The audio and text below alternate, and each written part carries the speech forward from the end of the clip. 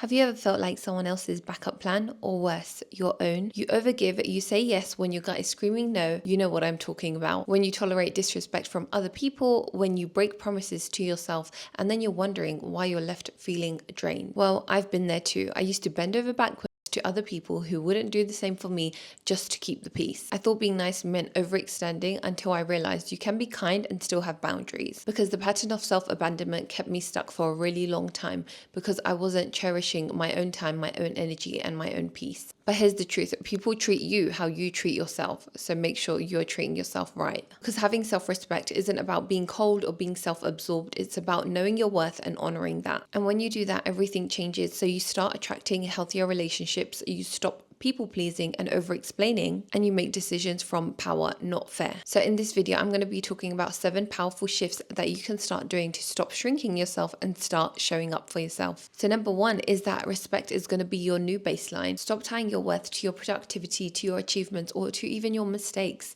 because you're not a project that needs to be constantly fixed. You are a human worthy of love, dignity, and care right now. Even if you procrastinate, you mess up, or you're not there yet, you're trying, and that's all that matters. So we as humans are always wrestling between 2 human drives, the desire to reach our full potential or the desire for comfort, for growth or for quick relief, for discipline or easy distractions. And these constant inner battles don't mean you're a failure, it just means that you're human like everyone else. So from now on, let's make respect the floor that we stand on and not something that we give ourselves when we have achieved something. This means that as soon as you catch yourself belittling yourself or criticizing yourself, you're going to stop, and then you're going to say, I choose to respect myself, because that act alone will loosen the grip that it has on you. So we're going to create a new default response where when we make a mistake, we're not going to say, oh my God, we're so dumb, we don't know nothing.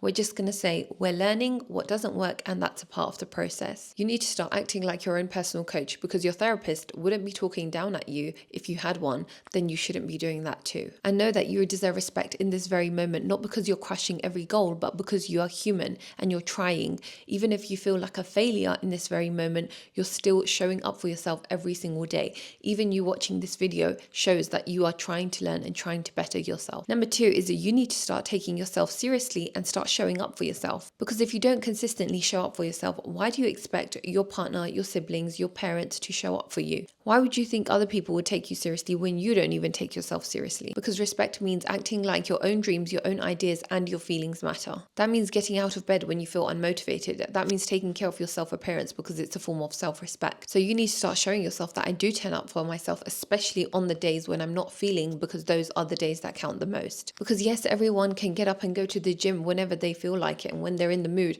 but most of the time you're not in the mood to get up and go to the gym. But it's those days that count and make the difference. Because the difference between the two is that the one who respects themselves, when they say they're going to do something, they actually go and do it and they complete the task. Whereas the other one will be all talk and no action. So number 3 is start working on your list so your brain respects evidence. So if you want to feel proud of yourself, you need to give yourself reasons to. Now think of the person you respect the most.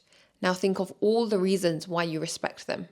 See, there's a list. Now you need to start working on your own. So we're going to start building our self-trust list, meaning no matter how big or small it is, even if it was that I ended up drinking 2 liters of water today, or I took my vitamins today, or I went to the gym today, no matter how big or small it is, you're going to write it down, because then it shows that you trust yourself and that you're building that trust towards yourself, which ultimately will lead to you respecting yourself, because you have all these accomplishments that you can look back on and be like, no, I am actually a good person. I am actually achieving all of my goals or in the right direction. Because the more you do that, the more you're building a track record that says, I am capable, I do trust myself, I am becoming the person that I respect. So stack your wins and build your confidence through your actions. Number 4 is discover your values and don't go against them, because nothing destroys your self-respect more than you going against your own values and morals. If honesty matters to you, then don't lie to look good. If peace matters to you, don't entertain chaos and gossip. If growth matters, then let go of what is keeping you stagnant, because your values are your compass, and when you live by them, you're in alignment, and when you don't, you start to feel lost. Let's say, for example, one of your core values in a relationship is mutual respect. So you believe in being spoken to kindly,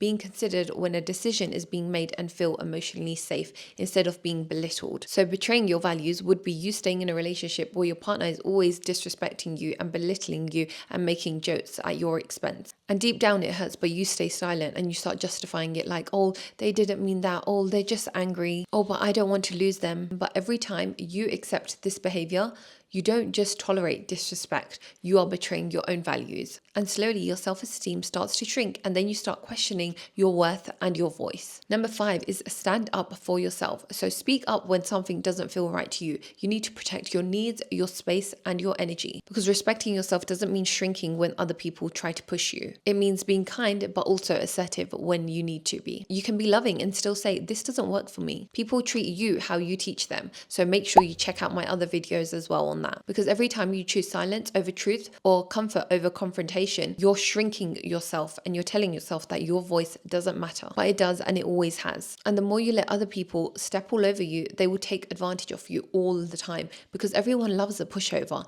because you're just doing everything that they want you to do. From friends to work colleagues, they'll give you that extra workload without you questioning it or without you saying, this doesn't work for me. You either pay me extra or I'm not doing it. So learn to set those boundaries, because the biggest reason that you don't respect yourself is because you have let other people disrespect you for such a long time. And everyone treats you less than because you have put them on a pedestal. So it's time to take them off and put yourself there. So start using that voice that God gave you, because you wouldn't be allowing someone else to talk down at your child, would you now? No, you wouldn't. So you need to protect yourself like you would that child, and you need to start speaking up for yourself and standing up for yourself. Number 6, self-respect requires self-forgiveness. How many times have you done something and then regretted it later, and then you just lost a little bit of respect for yourself? Okay, maybe even a lot. Well, instead of living in the past and wishing you could undo it, take it as a learning lesson. Because now you have clarity on who you don't want to be. Now you have clarity on the mistakes that you don't want to repeat in the future.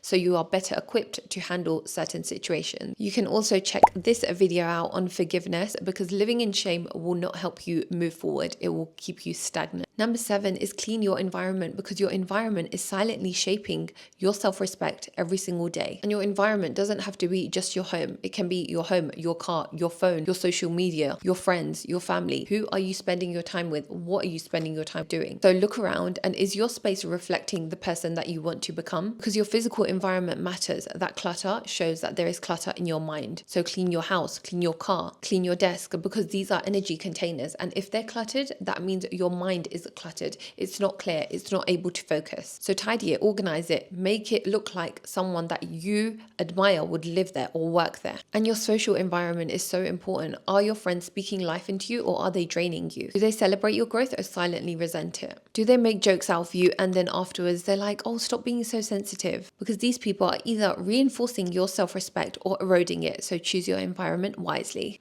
There's also an invisible layer, which is your digital environment. So every scroll you make is signaling to your brain what is important. Ask yourself, is your feed full of comparisons, gossip, and fake perfection, or is it elevating and educating you? Because self-respect also looks like unfollowing the things that don't elevate you and that are draining you. So start taking yourself seriously, because you're kind of a big deal.